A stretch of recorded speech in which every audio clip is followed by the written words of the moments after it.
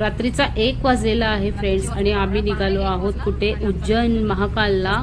तर ते देवदर्शनासाठी आणि आमच्याबरोबर बाबू पण आहे. निघालेली होती मी माहेरून घरी जाण्यासाठी. मस्त आता बॅकपॅकिंग वगैरे करेन आणि तिकडनं निघणार आहोत. तर चला फ्रेंड्स आता भेटते मी. आम्ही पोचलो मालेगाव. सौंदाणे गाव कुठे आहे काय माहिती.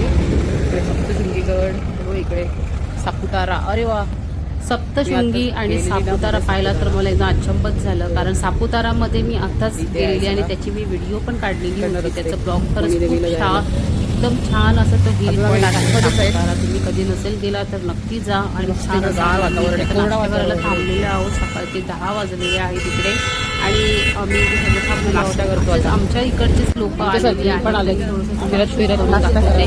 कारण ही भाषा आहे. ते बोलण्यावरूनच कळत होतं आणि ते नाश्ता घेतलेला आहे. मिसळ वडा पण बाबा माशा फिरायला पण लागलेली. आणि कसं आहे थोडंसं असं गरमागरम खाण्याची इच्छा झाली नाही. इकडचं गार वातावरण आहे एकदम आपल्या मुंबईसारखं अजिबात नाही वातावरण.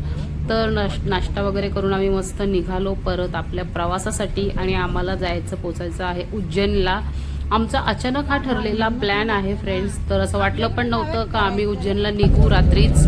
तर रात्री 3 वाजता आम्ही सगळे निघालेलो आहोत. 1 वाजता मम्मीकडनं निघालो आणि 3 वाजता मग घरी जाऊन बॅकपॅकिंग वगैरे केली आणि मग तिकडनं निघालेलो आहोत. आणि असं वाटलं नव्हतं का अजून आम्ही इथेच आहोत. आम्ही अजून मालेगाव ह्याच लाईनलाच आहोत. धुळे वगैरे एवढी लांब लांब गावं आहेत. आणि रस्त्यात जाताना बघा मस्त असा किल्ला वगैरे लागलेला आहे. इथे आम्ही काही थांबलो वगैरे नाही कारण आम्हाला भरपूर प्रवास होता आमचा त्याच्यामुळे.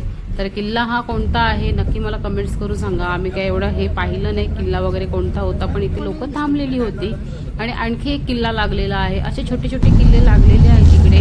आणि आता फायनली आम्ही अजून पुढे पुढे आलेलो आहोत. बघू शकता तुम्ही रस्त्यात जाता जाता आम्हाला जंगली उंट पण पाहायला भेटलेले आहेत. बघू शकता तुम्ही. तर असंच मी व्हिडिओ तुमच्या बरोबर कंटिन्यू करते फ्रेंड्स. एमपीला पोचलो आणि आम्हाला खूप भारी लंचसाठी हॉटेल भेटलेलं आहे. मी दाखवतो नाव काय हॉटेल राज हंस. आणि ते ॲम्बियन्स इथे गुड आहे. म्हणजे वाटत पण नाही काय सांगू तुम्हाला. म्हणजे खूप छान ॲम्बियन्स बघू शकता आहे. हे वरती पण बघू शकता. आणि ते डाईट भेटते एमपीला. हे खूप म्हणजे ही समजणारी गोष्ट आहे डाईट खूप. आता तुम्ही आम्ही जे मागू लंचसाठी ते करू नक्कीच दाखवू. सो पुढे जातात.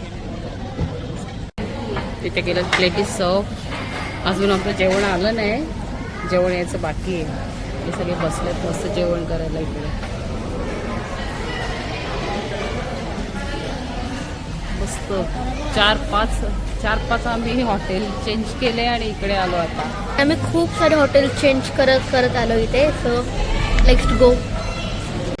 आमचं जेवण आले फ्रेंड्स. आता जेवायला घेतले आम्ही बटर पनीर. उज्जैनला पोचता पोचता फ्रेंड्स आम्हाला रात्र झालेली आहे. बघू शकता 7 वाजून गेले. आणि हा लागलेला आहे उज्जैनचा टोल लागलेला आहे फायनली. आणि गर्दी बघा भरपूर अशी गर्दी आहे. भरपूर अशी ट्रॅफिक आहे. आम्ही पोचलो फ्रेंड्स उज्जैनला. आता अजून अर्धा 1 घंटा आहे बाकी जायसाठी. आणि इथे त्या टोलवर थांबलेलो आहोत थोडंसं फ्रेश होण्यासाठी. आणि हा इथे टोल नाका आहे पुढे. आणि पाठीमागे बॅक साईडला वॉशरूम आहे. सगळे फ्रेश वगैरे होतात. काल सकाळी पहाटे 4 का 3 वाजल्यापासून गाडीत बसलेलो होतो. आमची अवस्था पण कशी झालेली आहे. तर चला आता भेटल्यावर तिकडे गेल्यावर भेटते. निघालो फ्रेंड्स आम्ही आता जाण्यासाठी उज्जैनलाच. म्हणजे उज्जैनला फायनली पोचलो आहोत. पण 1-1.5 घंट्याचा प्रवास आहे आमचा. तर तिकडे गेल्या गेल्या बघा मस्त इथे आपल्याला ढोल ताशाचा आवाज येतो. तुम्हाला काय होतं काय माहिती. ती म्हणत होती का नवस होतो माहिती नाही, पण मस्त वाटत होतं हे वाजत होते. तर